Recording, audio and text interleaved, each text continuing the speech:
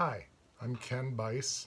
I've been a e-NABLE volunteer for about 5 years, and I decided to make a build of something that is posted under e-NABLE Hub under device customizations developed by Shawn Mathiesen some years ago.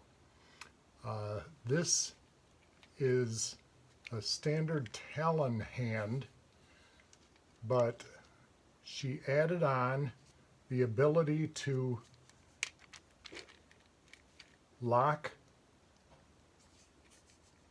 in place using a ratchet grip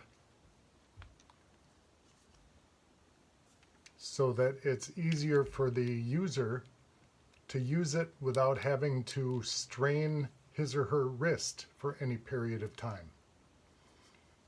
You release it by lifting up the lever and then going towards the contraction one step so that it can release the ratchet, and then you have full extension.